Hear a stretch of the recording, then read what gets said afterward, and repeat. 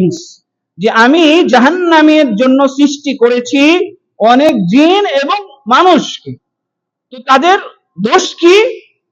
যে লাহুম কুলুবুন লা ইয়াফকাহুনা বিহা, তাদের অন্তর আছে, অন্তর দিয়ে ভালো জিনিস বুঝে না, বুঝ নাই তাদের।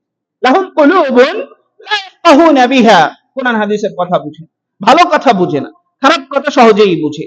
ওয়ালাহুম আ'য়ুনুন লা ইউবসিরুনা বিহা, চোখ আছে, চোখ দিয়ে ভালো জিনিস দেখে, সারাদিন ফেসবুক দেখে, সারাদিন ইউটিউবের মধ্যে আপনার অন্যায় কাজ দেখে, ঘন্টার পর ঘন্টা আপনার বিশ্বকাপ দেখতে পারে, কিন্তু এক পৃষ্ঠা কোরআন শরীফ পড়তে পারে না, আপনার আপনার ভালো জিনিস আপনার করতে পারে না।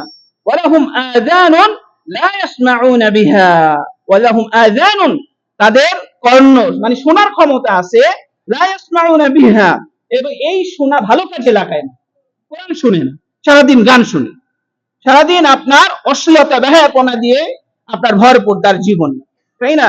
আল্লাহ তাআলা বলছে উলাইকা কাল আনআম, এরা হচ্ছে পশুর মতো।